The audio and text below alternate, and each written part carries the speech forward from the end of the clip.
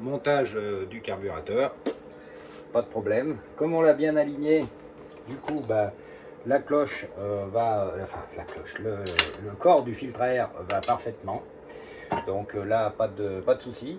On va maintenant passer au montage donc de la pompe à essence à l'avant avec la petite particularité dont je vous parlais tout à l'heure. Alors la particularité dont je vous parlais, c'est que à la place des boulons comme ça pour fixer les pompes, on a sur ce carter fourni des goujons que l'on peut avec une clé hexagonale mettre à l'intérieur et les visser. Alors pourquoi ces goujons? Eh bien c'est pour répondre à une possibilité qui est offerte pour ceux qui veulent améliorer leur pompe, et en particulier ceux qui veulent améliorer leur moteur tout simplement, et puis surtout les gens qui font de la course, parce que dans ce cas-là, il est possible de mettre des sièges plus larges, comme celui-ci, et renforcés, mais également plus creux, pour pouvoir débiter plus d'essence. Alors ce produit-là, moi je le teste pour l'instant, et il sera donc disponible à la boutique de l'atelier de la vigne incessamment sous peu. Et du coup, comme c'est plus large que les pompes, que les sièges plastiques, puisque c'est de l'aluminium et qu'il faut, je vous expliquerai quand on lancera le produit, hein, 2 joints pour le faire fonctionner, eh bien le goujon devra être légèrement plus grand que les vis, les boulons d'origine. Voilà. Donc du coup, eh bien, si vous montez une pompe classique, eh bien, on va recouper ces goujons à la taille des boulons d'origine, tout simplement. Et si vous montez des sièges améliorés, eh bien, vous pouvez couper vos goujons à la taille que vous souhaitez par rapport à la dimension, à l'épaisseur de votre pompe et de vos sièges. Voilà, c'est pour ça qu'il y a cette option donc, qui est proposée. Savoir aussi qu'un goujon un peu plus long, comme ça, eh bien, ça peut être utile quand on a par exemple par-dessus les languettes, vous savez, de masse, ou 1 ou 2 fils, une attache, vous savez, pour mettre les fils électriques. Ça peut toujours servir. Bon, alors comment ça se monte à présent? C'est très simple. Alors là, on va monter tout simplement une pompe, tout ce qu'il y a de plus classique, avec une membrane classique et un siège de pompe classique. Donc moi, ce que je fais pour que ça soit plus pratique, comme je connais la longueur des boulons d'origine, je vais tout simplement recouper voilà, le goujon à la taille du goujon d'origine dans un premier temps. Donc je vais faire ça sur les 4 goujons et puis je vous reprends. Bon, une fois que vos goujons sont coupés à la bonne longueur, alors c'est pas un concours d'élégance, hein, c'est un concours d'efficacité, donc vous inquiétez pas. Vous allez les visser et les fixer avec un petit peu de sel roulement. Voilà, vous mettez les 4, vous positionnez votre siège, votre membrane, votre pompe, vous revissez les vis pour voir si c'est à la bonne longueur, et puis vous attendez que le sel bloc fasse son effet pour serrer définitivement. Voilà, je pense que vous voyez bien. Les goujons sont mis, les écrous sont mis dessus, c'est à la bonne taille. Vous attendez, vous ne serrez pas à fond. Vous attendez que le sel roulement sèche et après vous serrez votre pompe comme il faut. Voilà. Alors, ne vous inquiétez pas sur la découpe, sur la longueur, sur tout ça. Je vous ai dit, c'est pas du tout de l'esthétique, hein. C'est surtout de l'efficacité. Et puis, si c'est trop long, vous inquiétez pas aussi, parce que les trous dépassent derrière. Donc, on coupe uniquement les goujons quand ils sont trop longs, pour pas que ça soit trop moche derrière, que ça dépasse trop, et qu'éventuellement, ça frotte sur le pneu, hein. Mais vous inquiétez pas, c'est pas très compliqué. Moi, ça a été un peu plus compliqué parce que je n'avais pas de lame de scie. Et vous voyez, il faut couper à peu près ça quand vous mettez un siège, une pompe normale, quoi. Voilà. Évidemment, si vous mettez ça, tout le goujon sera peut-être nécessaire. Voilà, ça c'est la petite astuce donc sur ce carter. À partir de là, c'est quasiment fini. On va attendre que le sel roulement sèche, ça tombe bien, c'est midi. Alors on va faire une pause casse-croûte parce que j'ai une faim de chacal. Et puis on terminera avec les durites, le réservoir, et on essaiera de faire pousser le premier cri de ce chinois modifié avec un carter français. Allez, à tout de suite. J'ai redémonté la pompe à essence parce que j'avais oublié de vous faire entendre quelque chose. Vous savez qu'on a amélioré donc le remplissage du bas moteur, et on a également amélioré donc le conduit là de dépression de la pompe, avec surtout, vous voyez, ce petit ergot là qui est bien sorti, ce qui vous permet en fait, quand vous mettez le siège, je vais mettre dans le bon sens, vous voyez, ça rentre bien là où il faut dans le siège, vous voyez, c'est pas à côté, c'est pas le siège en fait est très bien adapté là sur le carter. Et du coup, quand vous faites tourner le moteur, vous entendez bien hein, la dépression, ce qui est la preuve que quand vous allez faire tourner le moteur, la pompe va extrêmement bien débiter, et ça c'est important. Voilà, donc je vais la remettre du coup, comme je vous ai montré ça, je vais remettre la pompe, et comme les goujons, ou bien le sel roulement a séché, eh bien on va pouvoir la serrer. Eh bien les amis, voilà, il reste à mettre de l'essence, et puis je vais tenter le premier démarrage de ce type de carter. On va faire ça ensemble, comme d'habitude. Alors je vais chercher l'essence. Le volant est bien serré, donc pas de problème, on va pouvoir le démarrer avec un petit coup de perceuse. C'est parti, on fait un peu de plein. Allez, c'est parti, premier test, on va regarder si l'essence arrive par le trou du gicleur. C'est parti. Oui, ça arrive bien. On met le gicleur. Bon ben voilà, alors j'ai une drôle de voix parce que j'ai mis un groin pour les vapeurs. Ça coule bien au gicleur, maintenant on va essayer de le démarrer, et comme je disais, premier essai d'un moteur équipé d'un carter race. C'est parti, 4, 3, 2, 1...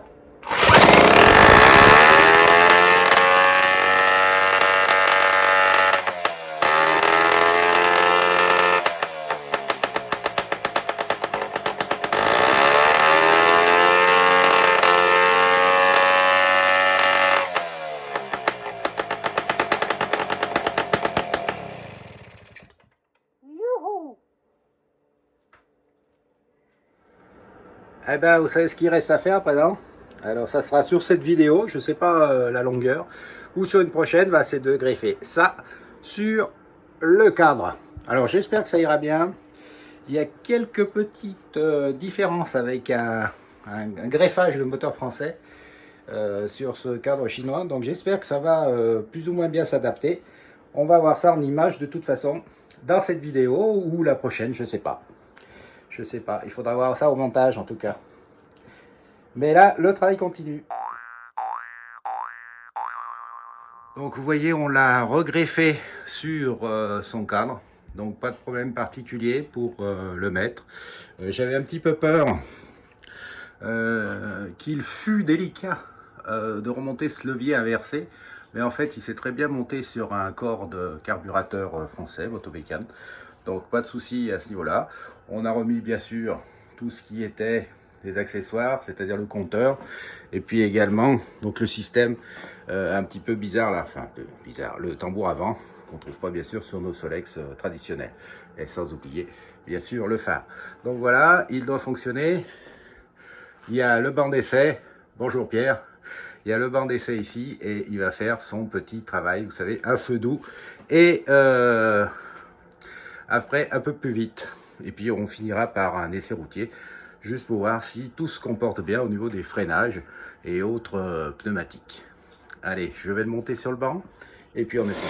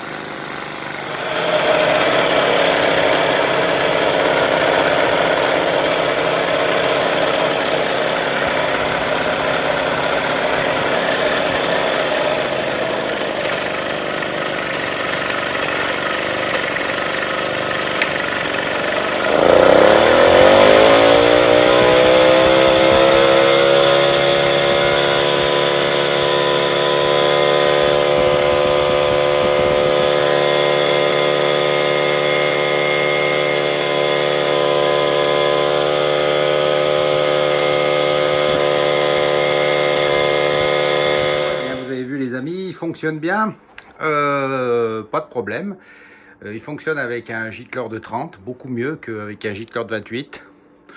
Ça, c'est dû en fait au Carter Race, puisque je vous avais dit c'est un peu plus évidé à la pompe, donc ça débite mieux, donc il y a besoin d'un gicleur un peu plus haut. Voilà. Vous avez remarqué aussi qu'il plafonne.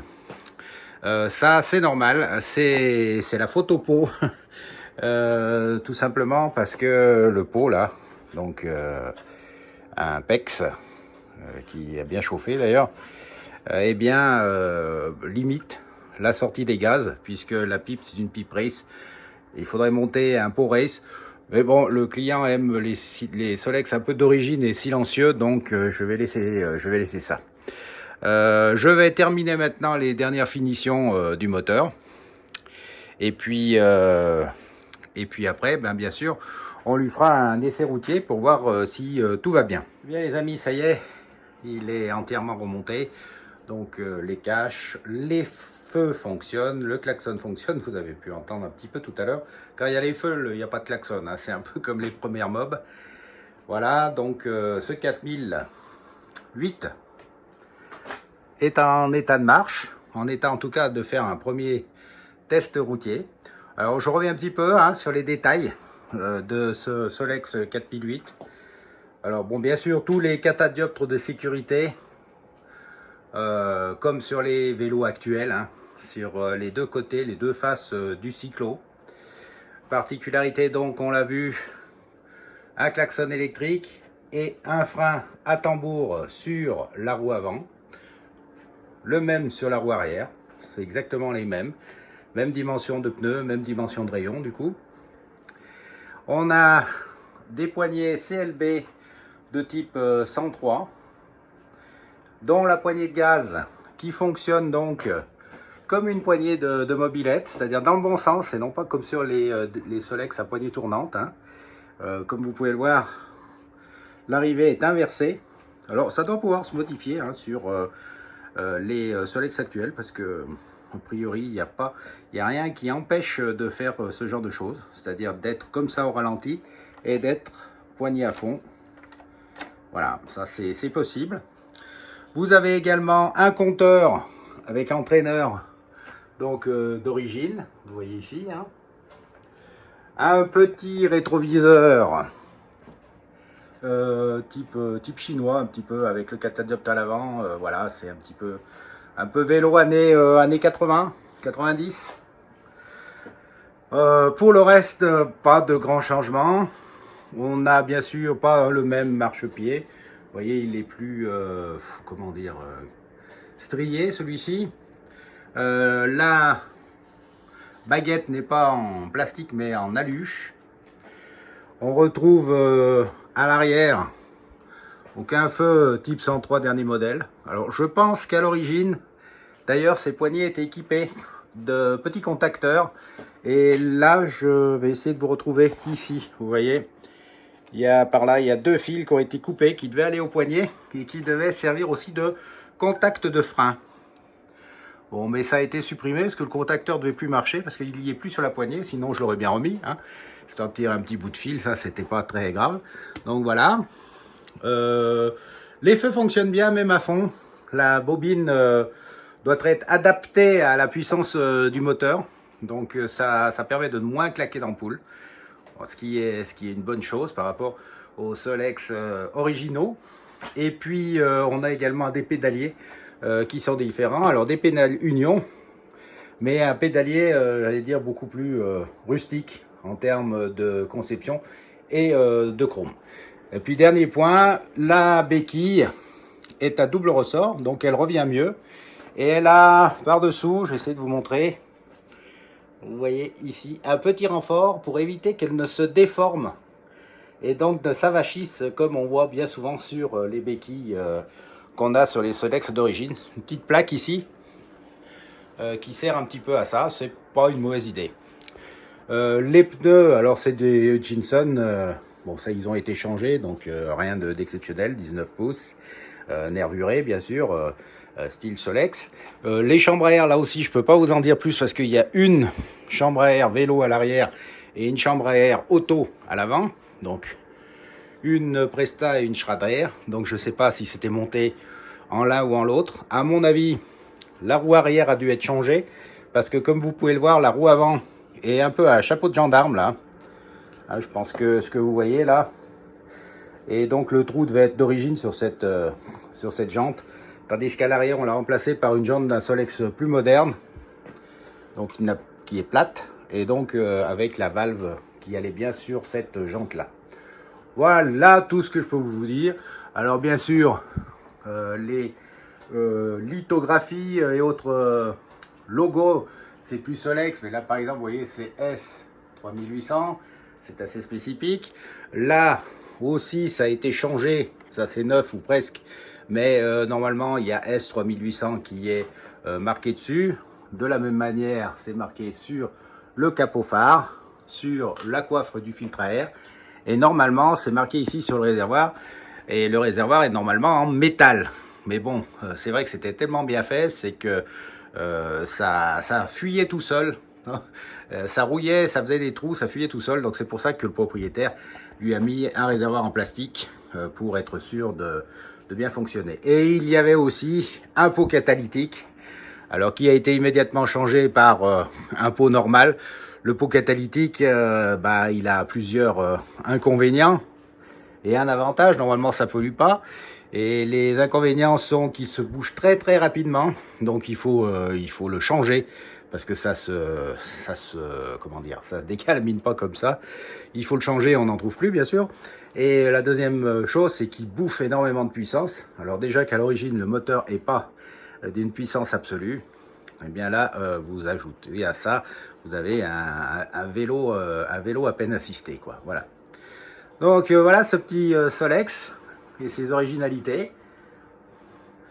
Après l'essai, il va rejoindre la collection de son propriétaire. Alors un peu modifié certes, mais c'est un choix. De toute façon sur ces Solex 3800, 4800, pardon, j'y arriverai pas. On a un choix à faire quand vous en trouvez un. De toute façon, soit vous le trouvez en bon état, et je vous conseille de le faire démarrer pour voir s'il marche et de le garder précieusement dans votre musée sans l'utiliser, parce que si vous commencez à l'utiliser, eh bien ça va se faire exactement comme ici, le moteur va pas tenir. Le moteur il était complètement usé, plein de paillettes, c'était l'embrayage qui commençait à se bouffer. Donc ne les utilisez pas tels quels, gardez-les vraiment en pièces de collection. Donc dans ce cas-là, vous pouvez tout garder et tous les accessoires, options, pot catalytique, tout ça, ce qui vous permet d'avoir un Solex, j'allais dire vraiment de collection et de musée. Si vous voulez avoir un truc original et rouler avec, eh bien la seule solution c'est ça, hein.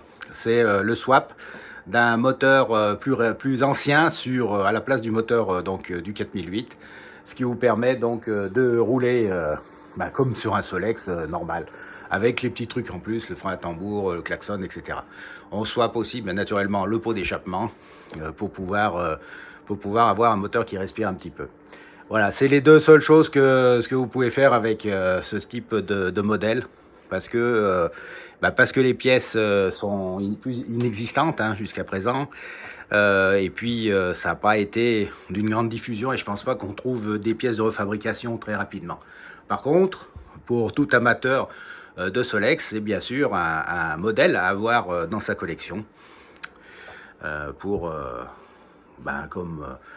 comme tout autre modèle de Solex, parce que c'est vraiment le dernier modèle qui est sorti de ce type là, à part le Hongdu qui est un peu du même style mais ayant même des suspensions à l'arrière, mais qui est absolument introuvable sous nos contrées. Et voilà, c'est des Solex vraiment, comme je dis, exotiques. Après le Bizline là, alors je sais pas si ça avait été mis sur un modèle particulier pour vendre les dernières séries, ou si c'est l'avant-dernier propriétaire qui avait mis ça, je sais pas du tout. Bon, c'est peut-être effectivement une série un petit peu spéciale pour vendre un peu les modèles de ce type, parce que c'était pas non plus d'un débouché extraordinaire. Voilà. Puis il faut noter aussi là les renforts de pattes là sur les fourches avant. Bon, à quoi ça sert, je sais pas. Ça renforce un petit peu effectivement le bras de fourche parce que avec le frein à tambour, eh bien, il y a plus de torsion quand vous freinez. Donc ça évite peut-être que ça casse ou que ça se torde plus facilement. Voilà ce petit tour d'horizon de ce Solex, donc 4008, j'y suis arrivé, qui était donc fabriqué pour l'essentiel des composants donc en Chine et qui était monté, assemblé en France dans une usine en Normandie ou dans le Nord, je ne me souviens plus, qui a duré quelques temps et puis bien sûr avec l'arrivée du port du casque, les différentes normes Euro 2, Euro 4, Euro 6, eh bien ça a fait péricliter bien sûr les ventes. C'est arrivé un peu à un moment un peu trop tard par rapport à la grande ère du Solex et un peu trop tôt par rapport à ce qu'on fait actuellement, c'est-à-dire les gens qui cherchent un petit peu le néo-rétro. Encore faut-il s'interroger si un moteur thermique aujourd'hui c'est encore valable à produire et si c'est encore possible de le produire dans les normes actuelles. Donc en fait c'est une petite parenthèse dans l'histoire du moteur thermique et du Solex. Voilà. Bien écoutez, j'espère que cette petite vidéo, je ne sais pas si elle est petite, mais cette vidéo sur ce 4008 vous a plu. Mais en tout cas, on va vous faire d'autres vidéos cette année sur différents modèles. Alors il y aura toujours du Solex classique, mais il y aura aussi de la mob, il y aura aussi de l'exotisme. Et puis là par exemple, la prochaine, eh bien le prochain projet c'est la remise en route de ce Solex. Alors je fais pas souvent des avant-après, j'oublie toujours. Donc là c'est un Solex qui m'a été confié lors d'une livraison, vous savez, je mets toujours sur Insta, sur YouTube, les moments où on fait des livraisons un peu dans la France avec les points de chute. Et si quelqu'un veut me faire réparer, restaurer un moteur ou un Solex, il y a la possibilité que je lui rapatrie. Ça lui évite de venir ici ou de payer des ports pour l'envoyer. Donc voilà, j'ai récupéré donc ce Solex aux alentours de Tours et je vais le refaire entièrement pour... alors honnêtement, on est en 2023, j'ai énormément de travail en retard et je m'en excuse d'ailleurs auprès de mes clients. Mais bon, sur les anciennetés, malheureusement, on ne peut jamais avoir des dates fixes. Je vous l'ai souvent dit, mais je le répète, ce Solex là m'a pris pas mal de temps en adaptation, m'a pris aussi du temps en réglage. Et du coup, j'ai à peu près sur le programme 3-4 jours de plus que ce que je pensais faire pour le terminer. Donc en fait, ça fait 3-4 jours qui s'accumulent. On a aussi des problèmes d'approvisionnement, des problèmes de pièces. Vous le savez, les rupteurs de Solex, on les attend depuis 4 mois. Il y avait des segments pour les anciens moteurs de mobilette qui viennent juste d'arriver, on les attend depuis je ne sais pas combien de temps, les bobines de Solex qui étaient aussi manquantes. Bref, tout ça a fait que c'est pas toujours facile de réparer de l'ancien et encore beaucoup moins facile que de réparer bien sûr des véhicules modernes, quoique des amis garagistes me disent que c'est pas facile de trouver les pièces électroniques en ce moment sur les voitures récentes. Bon, voilà, donc tout ça, on prend du retard et puis ça s'accumule. Donc il faut à un moment avancer et donner à peu près des dates réalistes. Et bon, je sais que avant la fin de l'année 2023, ce Solex sera peut-être prêt, mais je pense plutôt au printemps 2024, même si on le commence, vous voyez, en début d'année 2023. Qu'est-ce qu'on va faire aussi? On va faire d'autres projets comme celui-ci. Alors là, c'est pareil. Vous vous souvenez de cette chaudron? On en a parlé plusieurs fois, on l'a démontée. On en a parlé quand elle est revenue de la peinture. On avait eu un gros problème avec la poutre qui fuyait. On a pu rebraser la poutre, étanchéifier le réservoir, etc. Donc tout ça a pris énormément de temps et à présent il va falloir la monter pour la livrer. Donc là elle est en pièces détachées, le moteur aussi, on va refaire tout ça. Et c'est là des premiers projets de l'année pour que tout ça soit à peu près fini en mars-avril. Pour le printemps, pour que ça dégage bien sûr, pour prendre d'autres choses. Mais en tout cas c'est vrai que ça dure longtemps. Mais c'est vrai aussi que sur ce genre de bécane, on a mis longtemps à savoir ce qu'on pouvait faire pour réparer ce réservoir. Le braser, l'étamer, l'ouvrir, trouver une nouvelle coque. Et voilà, ça prend malheureusement un peu de temps. Et puis on a là aussi un autre Solex qu'on a monté à la fin de l'été.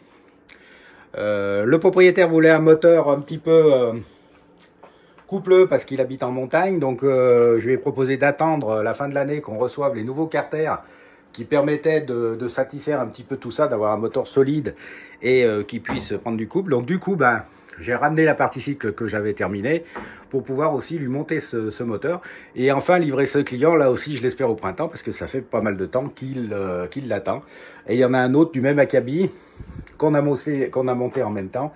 Si vous vous souvenez des vidéos, il est un petit peu gris et il fallait à peu près le même moteur. Et là aussi, bah, aujourd'hui, je vais pouvoir, grâce à l'arrivée des pièces, trouver le temps de finir ces engins. Il y a d'autres éléments qui... et là encore, j'allais dire, c'est facile parce que c'est des pièces de Solex, donc on arrive à avoir de la refabrication. C'est facile aussi parce que c'est des pièces ATV Race, donc là aussi, on a à peu près la main sur les livraisons. C'est vrai que sur des modèles un peu plus exotiques, dont on ne trouve plus les pièces du tout, eh bien les restaurations peuvent être très longues, surtout en période comme on a eu de Covid, où il n'y a pas eu de bourse d'échange pendant au moins 2 ans. Donc si vous voulez trouver des pièces dans des bourses dans cette période-là, ben, c'est impossible. Donc c'est tout en stand-by, puis voilà, bon. Enfin, bref, ça, c'est les problèmes de l'atelier. Mais c'est des problèmes aussi qu'il faut un petit peu, on peut un peu communiquer dessus parce que il y a des clients qui comprennent pas ou qui comprennent que quand on a bien discuté avec eux et qui disent ah bah ouais, on n'avait pas saisi que vous aviez autant d'emmerdements entre guillemets sur ce genre de restauration qu'on croit pépère en fait, voilà. De la même façon, il y a des pneus, j'ai des machines qui sont quasiment prêtes.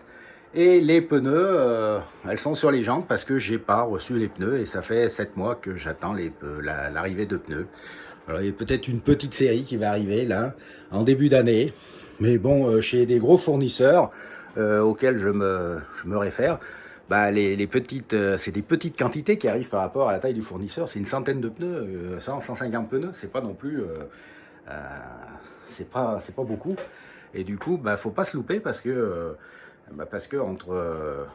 entre moi, mes besoins entre guillemets à l'atelier et puis les besoins des autres vendeurs ou autres, les stocks partent très vite et se renouvellent peu rapidement. Voilà. Et voilà, j'espère que cette vidéo vous a plu. Si ça vous a plu, n'hésitez pas à vous abonner, à liker, à poster dans les commentaires. Il n'y a pas de souci, je réponds à tous les commentaires. Et puis, n'oubliez pas notre Insta, vous verrez un petit peu l'actualité de l'atelier au jour le jour. Et puis, si vous voulez des pièces, n'hésitez pas. La boutique, quand elle est approvisionnée, alors je plaisante, on essaye que ça soit le plus régulièrement possible, est à votre disposition. À bientôt pour une vidéo de cyclo ancien. Merci à vous.